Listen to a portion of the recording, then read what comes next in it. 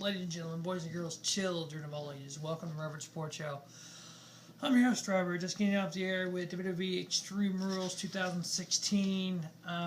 Why is AJ Styles a jobber for Roman Reigns? I want to know this. Why is AJ Styles the only job in WWE to put over Roman Reigns? Why? That's what I want to know. We'll get into more into that later. Let's go over this card real quick. Started off with a no DQ, no disqualification match. The show off Dolph Ziggler versus the Lone Wolf Baron Corbin.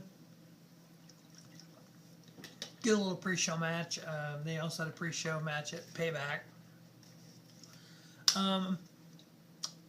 Really, I mean, nothing huge here. Just the power of Baron Corbin and just the quickness and the explosiveness that Dolph has. Yeah, really nothing overly exciting happened here. Being no DQ, Corbin did like a freaking uppercut low blow on Dolph, which ended up getting the victory for him. So Baron Corbin won that, who I picked to win. I gave it 2 3/4 star. It wasn't bad. I mean, it's a good old match. Next, we had the first match on the actual show. We had the Club, the Machine Gun Carl Anderson, and Luke Gallows versus the Usos as a Texas Tornado tag match. Basically, in these tornado tag matches, it's just all 4 guys in the ring at the same time, brawling. Nothing really overly exciting about it. It was good. I give it 3 star. Gallows got the ring bell and using it on Usos. God, I didn't even write down who got the pin. I believe it was Gallows pinned Jey Uso, if I remember right. But again, it was just it was there. Kind of nothing overly exciting. The next, again, I picked the Club to win. There's a theme in the first half of this show. When I did my preview, I picked the winners. In the second half of the show, no. Next we had the United States title on the line. We had champion Kalisto versus Rusev. Lana got involved a little bit. Just your typical, the brute Rusev, the Bulgarian brute. The little guy, Kalisto, I mean, he had Kalisto bent a couple ways. It's like, how is he still alive? I know when you're watching the shows that kind of electronic board they have on the ringside now, I guess under the ring pad there's like a metal bar that goes down there, and Rusev did a little back body drop on Kalisto onto that bar, and you had the referee kind of trying to hold Rusev back while he's checking on Kalisto, and he wasn't moving. So I don't know if he was got a stinger or what actually happened, but maybe he was selling. He actually hey, a WWE guy knows how to sell something. A champion, your world champion, sure the hell don't know how to sell anything.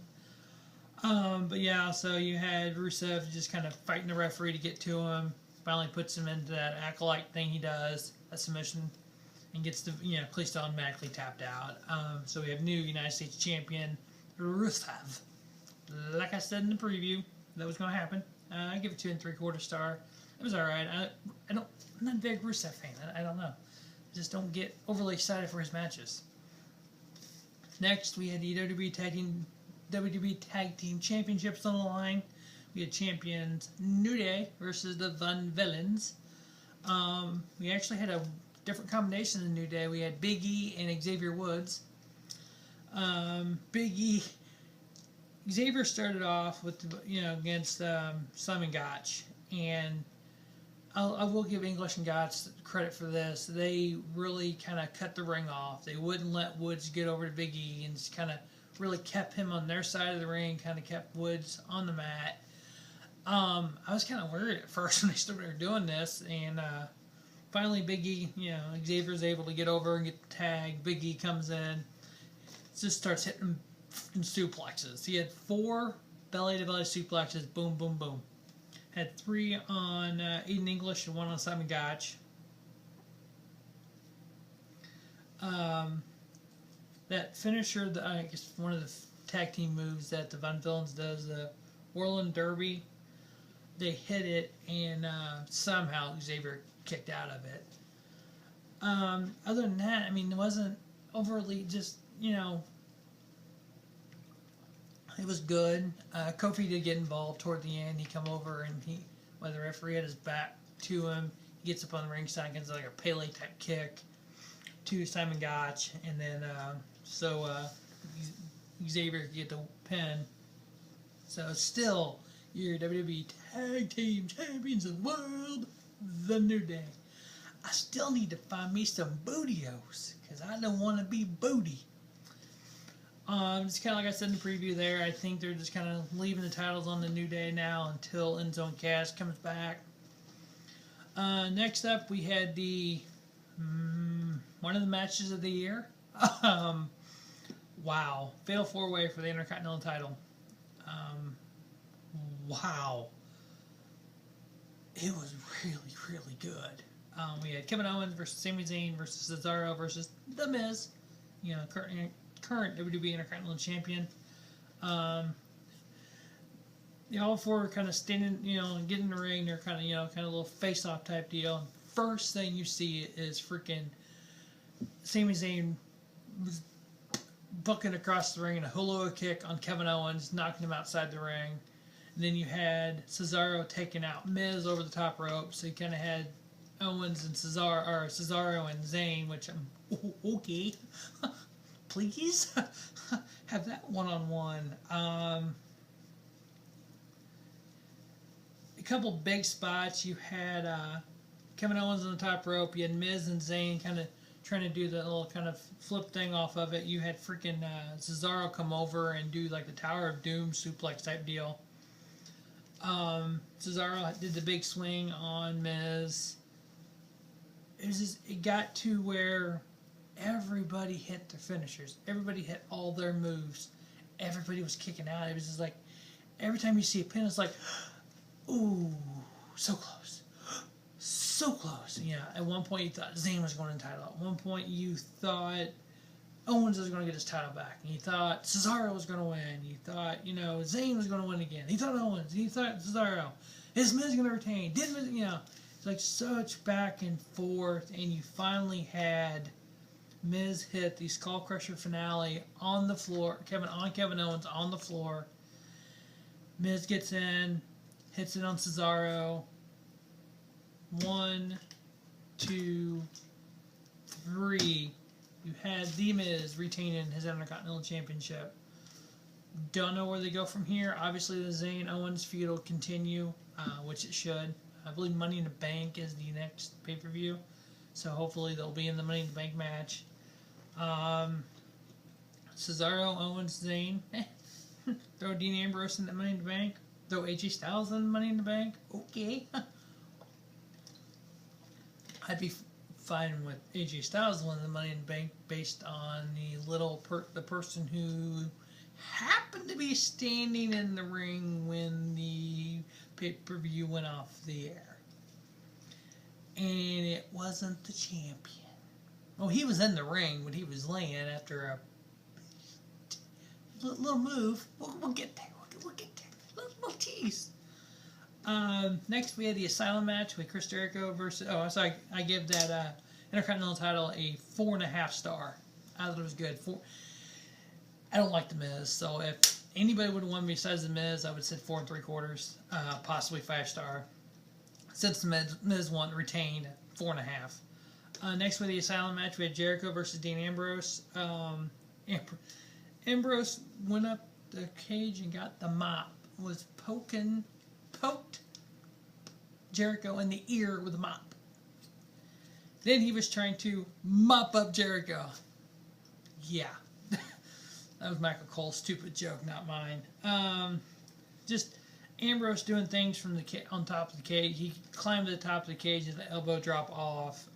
He gets a freaking Home Depot type bucket, orange bucket with a lid on it. Pulls it down like, the hell? Is this a freaking Vince Russo, midget masturbating in a trash can on a pole match? Pulls the bucket down, opens the bucket up. You're like, okay, what's in the bucket? What's in the bucket? Yeah, he pulls out a black bag. We're like, uh-oh. If you ever seen Mankind McFoley, you knew what was in this black bag. Yes, ladies and gentlemen, Dean Ambrose brought out the tacks. Had tacks in his shoes and the tacks all over Chris Jericho. Did a back body drop in it. Ambrose ended up breaking later on. Jericho had Ambrose in the walls of Jericho. Obviously, being a no DQ match, the cell or the asylum, you couldn't break a submission hold. So he gets a kendo stick and starts beating Jericho with it. Ended up throwing Jericho into the tacks a couple different times. So you had Dean Ambrose winning the first ever asylum match in WWE history. I give it 3 3/4. I thought it was really good. Kind of told the story, finished up the story with these two. I hope. Of course, Mitch didn't get involved. Mitch was still hanging up top. So, don't know if the story of Mitch and Dean continue, or if Mitch is gone, or if that was actually Mitch, or was it Mitch's son? They never really told the story of that. I'm really curious. I want to know. Next up, we had the WWE Women's Title on the line in a submission match. Champion Charlotte versus Natalya. Both women were just back and forth with submission moves. You knew it was going to, obviously happen in submission. Both these women are great submission wrestlers. They both have a background of submission. So I was hoping it'd be better. You had Natalya have the sharpshooter on Charlotte. You had Rick's music hit. You had what appeared to be Rick coming out, and of course Natalya's like, I won the title. Rick came out. The person coming out with all you see is the robe, and turns around, and it was Dana Brooke. I guess since Emma's out with back surgery, had her ruptured disc on her back. She had to have surgery. She's had a good 9 months. So I guess Dana Brooke has to hang around Charlotte now? Question mark? Yeah. So you had Dana come out and attack Natalya. Then you had Charlotte put in the figure 8 and Natalya tapped. So you had Rick come out at that point celebrating with Natalya and Dana Brooke. Still Charlotte, still WWE Women's Champion. The main event. Ladies and gentlemen, boys and girls, children of all ages, WWE's World Heavyweight title on the line in an Extreme Rules match. Champion Roman Reigns and Roman Reigns' new jobber boy AJ Styles. Based on this match, that's the only thing that they brought AJ Styles in, was to, I guess, show what a badass Roman Reigns is. And of course, what happens at the very, very end of this, they're making Reigns look like such a big old badass, is because of, we'll get there. I wrote down a shit ton of things that happened. Basically, AJ got his butt whooped. He went through 2 down staples. He got Superman punched during the flying forearm. He got speared during the flying forearm. You thought AJ was kind of turning heel. You had the Club come out and attack Roman Reigns. You had the Usos come out and attack AJ. You had AJ getting the chair and just annihilating Roman Reigns and the Usos. You had AJ doing the Styles Clash on a chair. Roman kicking out. You had a flying forearm into a spear is what ended it. I don't know why AJ's got to put over Roman Reigns. If you look at Roman Reigns, all his good matches, singles matches, Daniel Bryan, Cesaro, AJ Styles. And I bet his next, I gave this a 4.5 star because of AJ Styles. And they return at the end of the night